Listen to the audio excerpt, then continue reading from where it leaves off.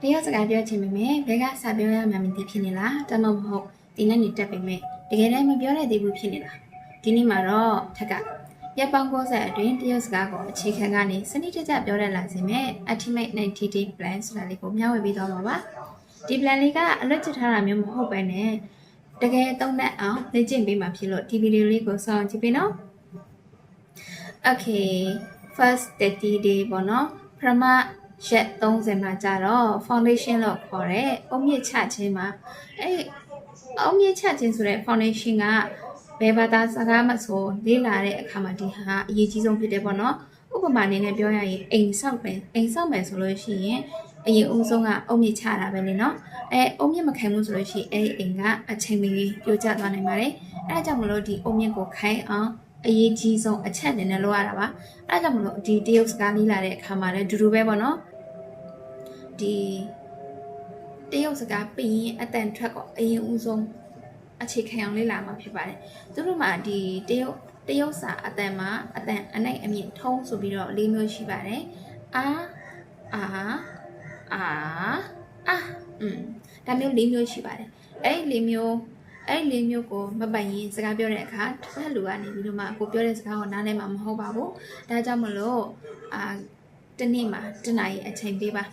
ဒီ process ဒီရက်60 plan ရဲ့ process တစ်ခုလုံးမှာပေါ့နော်ဒီတစ်ခုလုံးမှာတနေ့ကိုတနားရီအချိန်ပေးပါ Pomodoro technique လို့ခေါ်တဲ့ဒီခဏလေးလားခဏနာဆိုတဲ့ပုံစံပေါ့နော်လူတွေရဲ့အုံနောက်ဆိုတာက focus လုပ်နိုင်ဖို့အရင်ကိုခက်ခဲပါတယ်အဲဒါကြောင့်မလို့ဒီ focus လုပ်နိုင်တဲ့အကန့်အသတ်အချိန်နည်းနည်းလေးအတွင်းမှာပေါ့နော်ကိုယ့်ရဲ့ focus ရနေတဲ့အချိန်လေးမှာအကျိုးရှိတာလေးတွေကိုလေ့လာလို့ရအောင်ဆိုပြီးတော့မှဒီနည်းစနစ်လေးကိုသုံးတာပဲဖြစ်ပါတယ်ဘယ်လိုလေ့လာမလဲဆိုလို့ရှိရင်ကိုကတနားရီချမှတ်ထားတယ်မလားတနားရီသတ်မှတ်ထားတယ်ဆိုလို့ရှိရင်25မိနစ်လေ့လာမယ်ပြီးတော့မှ5မိနစ်နားမယ်25မိနစ်လေ့လာမယ်5မိနစ်နားမယ်ဒါမျိုးလေးသွားပါမယ်ဒီ25မိနစ်လေ့လာပြီး5မိနစ်နားတဲ့အချိန်မှာစော်တာတွေပြီးတော့မှ TV သွားကြည့်တာမျိုးတွေမလုပ်ဖို့အကြံပြုချင်ပါတယ်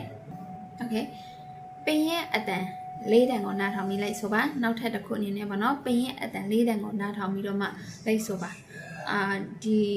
YouTube တွေမှာဖြစ်ဖြစ် TikTok တွေမှာဖြစ်ဖြစ်သူတို့တင်ပေးတာတွေရှိတယ်မလားအဲ့ဒါဟာတွေဆိုလို့ရှိရင်ကိုကနားထောင်မယ်နားထောင်ပြီးတော့သူတို့ပြောတဲ့ဟာကိုလိုက်ပြောပြီးတော့မှအဲ့ဒါကိုအရင်ဆုံးလေ့ကျင့်မယ်ပေါ့နော်ပြီးတော့မှဒုတိယအနေနဲ့အခြေခံနှုတ်ဆက်စကား greeting တွေကိုလေ့လာပါဘယ်လိုတွေလဲဆိုလို့ရှိရင်你好谢谢吃饭了吗多少钱အဲ့ဒါမျိုးတွေပေါ့နော်အဲ့ဒါလေးတွေကိုအရင်ဆုံးလေ့လာပါမယ်အကြံပြုချက်အနေနဲ့ကိုယ့်အတန်ကိုဖုန်းနဲ့ recording ပြန်ယူပြီးတော့မှမူရင်းအတန်နဲ့ရှင်းကြည့်ပါကိုပြောတဲ့ဟာသူတို့ရဲ့အတန်နဲ့မစင်သေးဘူးကိုကသဘောမကျသေးဘူးအားမရသေးဘူးဆိုလို့ရှိရင်ထပ်ပြီးတော့လေ့လာမယ်ကိုစိတ်ကျင်တဲ့သွားတဲ့အထီကိုပြန်လေ့လာပြီးတော့မှအဖြစ်သွားပါမယ်ဟုတ်ကဲ့ပါဒုတိယလပေါ့နော် second month ပေါ့နော်ဒုတိယလရက်30ကမှကြာတော့ဘာတွေလုပ်မလဲဆိုလို့ရှိရင်စကားလုံးလေးကိုစုပြီးတော့မှဝါကျစတင်တည်ဆောက်ပါမယ်တရုတ်စကားရဲ့ structure တွေကမြန်မာစာနဲ့မတူပါဘူးမြန်မာစာနဲ့မတူတဲ့အတွက်သူတို့ရဲ့ structure တိုင်းကိုကလိုက်ပြီးတော့မှသွားမှာပေါ့နော်အဲအကြောင်းမလို့နေ့စဉ်သုံး grammar pattern ပေါ့နော်နေ့စဉ်သုံး grammar pattern အခု30ကိုလေ့လာပါဥပမာအနေနဲ့ပြောမယ်ဆိုလို့ရှိရင် subject plus verb plus object ပေါ့နော်ပြုလုပ်သူ plus အမှုအရာ plus ပြုလုပ်ခံသူဥပမာ我吃饭ထမင်းစားတယ် okay ဒါမျိုး channel လေးတွေကိုလေ့လာချင်တယ်ဆိုလို့ရှိရင်ထည့်ရ channel လေးကို subscribe လုပ်ပေးကြဖို့မေးပါနဲ့နော်ပြီးတော့မှ TikTok ကတူတွေဆိုရင်လည်းထည့်ရ TikTok account လေးမှာရှိတဲ့အပေါင်းလေးကိုနှိပ်ပြီးတော့မှ follow လုပ်ထားပေးပါ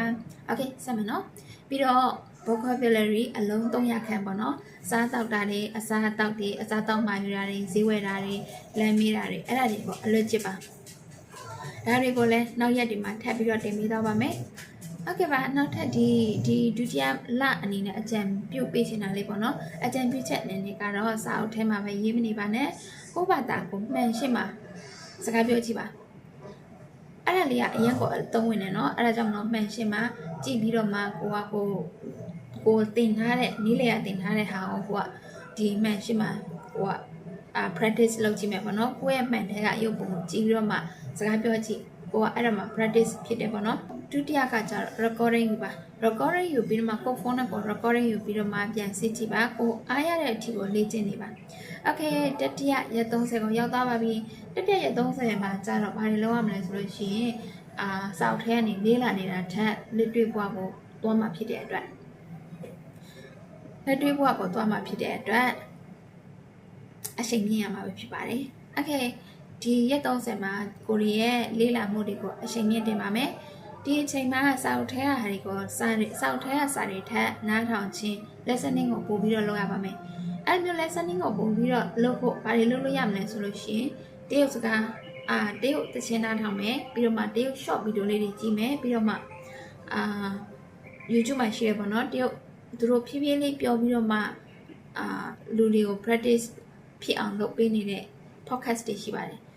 Chinese podcast ပေါ့နော်အဲ့ဒီရှိပါတယ်အဲ့ဒါတွေကိုပထမဦးဆုံးနဲ့ဘယ်လိုလုပ်လို့ရမလဲဆိုလို့ရှိရင်ပထမဦးဆုံးအချိန်ကပထမဦးဆုံး2ချိန်သို့မဟုတ်3ချိန်ပါနော်အဲ့အချိန်မှာကိုက subtitle နဲ့ကြည့်ပါမယ် subtitle နဲ့ကြည့်ပြီးတော့မှဒီ3ချိန်ပြီးတာနဲ့ကိုကဒီ3ချိန်မှာကိုကသူတို့ပြောတဲ့ဟာနဲ့ဒီကိုကြည့်နေတဲ့ subtitle နဲ့ကနည်းနည်းအဆင်ပြေသွားပြီကြည့်ရတာကောင်းသွားပြီသူတို့ပြောတဲ့ဟာနည်းနည်းနားလဲသွားပြီဆိုလို့ရှိရင် subtitle ဖြုတ်ပါမယ်subtitle ဖြုတ်ပြီးတော့မှသူတို့ပြောတဲ့ဟာပဲအာယုံစူးစိတ်ပြီးတော့မှနားထောင်ပြီးတော့မှကိုကလိတ်ဆိုလိတ်ပြောကြည့်ပါ okay ပြီးတော့မှနောက်ထပ်တစ်ခုအနေနဲ့ language exchange application တွေရှိတယ်ပေါ့နော်အဲ့ဒီမှာတရုတ်လူမျိုးတွေနဲ့တကယ်စကားပြောကြည့်ပါသူတို့နဲ့စကားပြောတဲ့အခါကျမှသူတို့နဲ့စကားပြောတဲ့အခါကျရင်ကိုကအရင်ဦးဆုံး request လေးလုပ်လို့ရတယ်လို့လဲဆိုလို့ရှိရ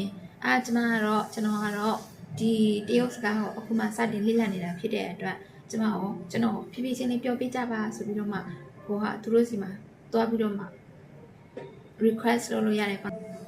Okay နောက်တစ်ခုကကျတော့ sharing method ပေါ့နော်အဲ့ဒါကျတော့ဘယ်လိုလဲဆိုလို့ရှိရင်ကိုလေ့လာနေတယ်မလားကိုလေ့လာနေတဲ့ဗီဒီယိုထဲကဟာကိုfocus နားထောင်နေပဲထား focus နားထောင်နေတယ်ဆိုလို့ရှိရင်အဲ့ဒီ focus ကိုပြောနေတဲ့အကိုတော့မဟုတ်အမပေါ့နော်အဲ့ဒီသူပြောနေတဲ့စကားလုံးကိုသူ့ရဲ့ပုံစံအတိုင်းကိုလိပ်ပြောကြည့်ပါနီဟောင်ဆိုလို့ရှိရင်သူ့ရဲ့ပြောတဲ့ပုံစံနဲ့နီဟောင်တကယ်လို့သူကအမှုအရာတွေနဲ့လုပ်ပြီးပြတယ်ဆိုတော့သူ့ရဲ့အမှုအရာလေးတွေလိပ်ပြီးတော့မှလုပ်ကြည့်အဲ့ဆိုလို့ရှိရင်ကိုကမှန်ပါတော့ပေါ့နော်မှန်ပါပြီးတော့မှပို့ပြီးတော့လေ့လာတာအဆင်ပြေသွားပါတယ် Okay နောက်တစ်ခုလောက်ရမှာကြတော့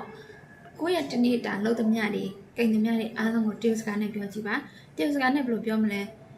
စိတ်ထဲနေရွေးကြည့်ပေါ့နော်စိတ်ထဲနေရွေးကြည့်တာထက်ကိုနားမှာဘယ်သူမှမရှိဘူးလွတ်လပ်ရှိနေတယ်ဆိုလို့ရှိရင်တော့ပါဇက်ကနေအတန်ထွက်ရွေးကြည့်ပါအတန်ထွက်ရွေးကြည့်တာကဘာလို့စိတ်ထဲနေပြောတာထက်ပိုကောင်းတယ်ဆိုလို့ရှိရင်ကိုယ့်အတန်ကိုပြန်ကြားနေရတဲ့အတွက်နားလဲရင်သွားတယ်ပေါ့နော်မနဲ့အိယာနိုးလာတယ်ဗျာမနဲ့အိယာနိုးလာပြီဆိုလို့ရှိရင်ကိုကပြောလိုက်我起来了ငါအိယာနိုးလာပြီပေါ့နော်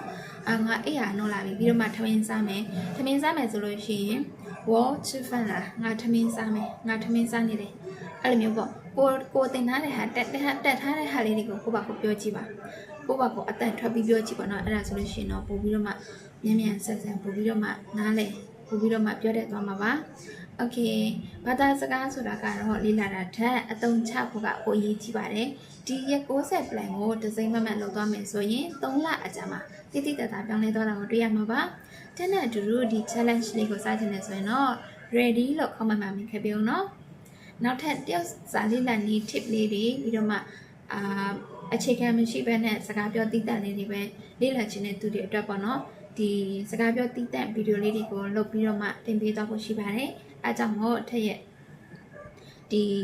channel ပေါ့နော် YouTube channel ဆိုရင်လည်းထက်ရဲ့ YouTube channel လေးကို subscribe လေးလုပ်ပေးကြဖို့မမေ့ပါနဲ့ပြီးတော့မှ TikTok ကလူတွေဆိုရင်လည်း TikTok ထက်ရဲ့TikTok account ပေါ့နော်အဲ့မှာအပေါင်းလေးကိုနှိပ်ပြီးတော့မှ follow လုပ်ခဲ့ပေးကြပါ